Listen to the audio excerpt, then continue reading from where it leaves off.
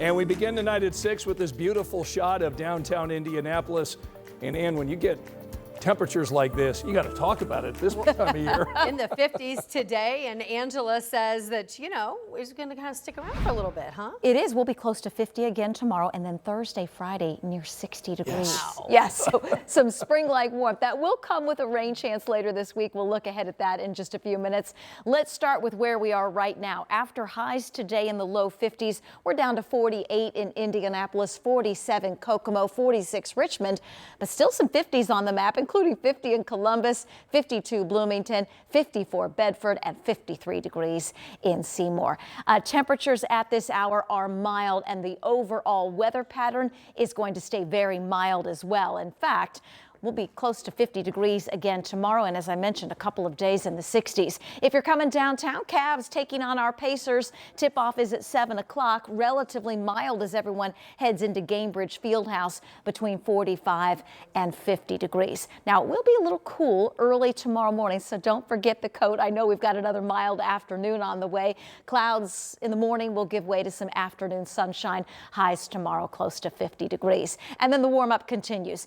Couple of days in the 60s Thursday and Friday. That will also include increased rain chances Thursday, Friday, and as we start the weekend, all ahead of a big weather pattern change that will come into play for the end of the weekend. This is an early look at the timeline of the rain headed our way Thursday night into Friday. I'll have the local timeline for you in just a few minutes. All right, Angela, we'll see you in a little bit. And now to a proposal over at the State House that would eliminate elections for hundreds of county officials and then replace who does their jobs. Everyone from the county treasurer to the county coroner. Jenny Runovich shares the resolution and the reaction to it. Imagine the Indianapolis mayor in charge of the morgue in Marion County. That's what House Joint Resolution number 2 appears to propose. Essentially, the mayor would take over all death investigations. Yeah, that's the way that it reads. Not only death investigations, but the duties of the treasurer, the duties of the auditor, and that's just a big job. The resolution would amend the state constitution and upend county government in Indiana. It calls for eliminating elections for 460 positions across the state. The auditor, recorder, treasurer, surveyor, and coroner in each county, no longer picked by voters as currently constitutionally required. Instead, the resolution would shift responsibility for those jobs to the county executive. So in most, the county commissioner, or in Marion County, the mayor. Absolute shock. It was like, how's one executive going to do all of the duties of all of these elected officials? We conduct over, just in Marion County, 3,000 death investigations. And as a county executive, is that really possible for the county executive to just simply take over the coroner duties and responsibilities? And I thought, not. That doesn't make much sense. She also worries about losing voters' voices in choosing officials at the ballot box. My service to the families are the voters, and it's important that they have a say as to who is going to be the qualified person to conduct those death investigations objectively. The Association of Indiana Counties also concerned, saying this resolution, quote, would remove checks and balances and eliminate voter choice. 13 News reached out to the resolution's author, Republican Elizabeth Rowe Ray, to get clarity on HJR2. She did not grant an interview, but released a statement saying it's about efficiency and flexibility. That this would, quote, give counties the option to consolidate certain duties under the county executive if they choose to do so locally. But county officials say the wording here doesn't match, and they question the reason for the resolution at all. To lump all of the elected officials into one, total destruction of the Indiana state constitution just doesn't make much sense. In Indianapolis, Jenny Runovich, 13 News.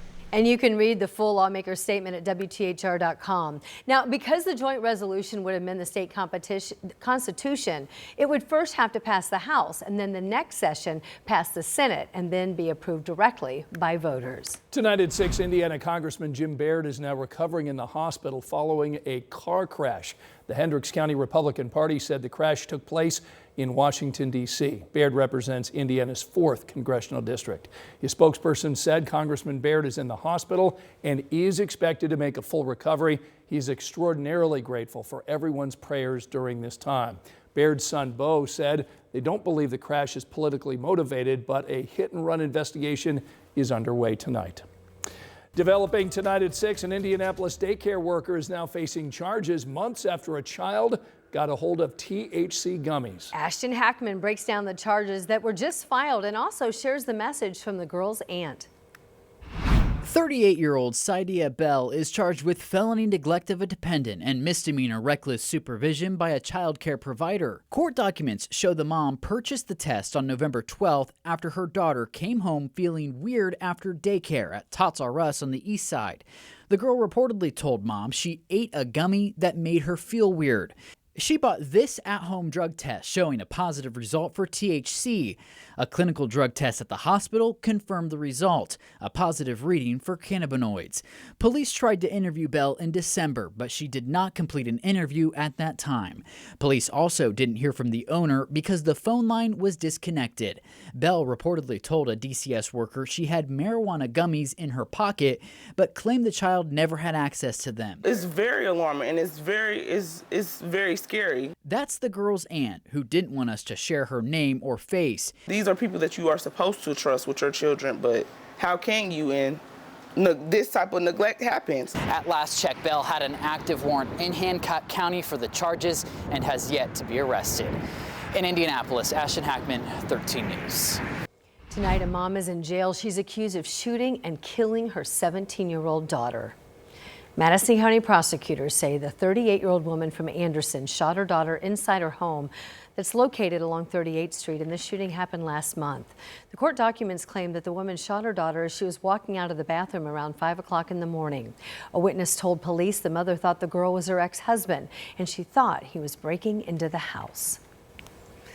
Tonight, residents at a downtown public housing property say safety continues to be an issue. Tonight, our Jenna Webster explains one woman's concerns after her daughter and daughter-in-law were injured in a shooting. The shooting happened at Lugar Tower Friday night around 8 o'clock. Police tell me they're still investigating. They're not exactly sure what caused the shooting, what led up to it. The victims were two women, one with gunshot wounds, the other injured from broken glass.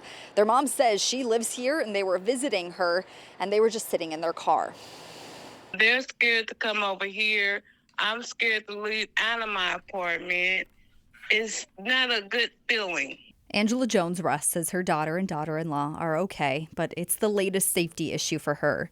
Residents claim they've seen violence in the complex, drugs, and people sleeping in hallways who don't live here. Jones-Russ says her ceiling continuously leaks. Laundry rooms and stairwells aren't cleaned. At the backdrop of all of this is a lawsuit filed by several residents who want the Indianapolis Housing Agency to bring back 24/7 security. In court documents, IHA says it couldn't pay for it. IMPD responded to the complex 883 times between January 2023 and June 15, 2025, according to court documents. I talked to Downtown District Commander Shane Foley, who says police are stepping up to do more direct patrols. Over the past several weeks, he says they've done more than 100, and he says that's more than anywhere else in downtown Indianapolis. He says it is helping, but 24/7 security would be another step in the right direction. In Indianapolis, Jenna Webster, 13 News.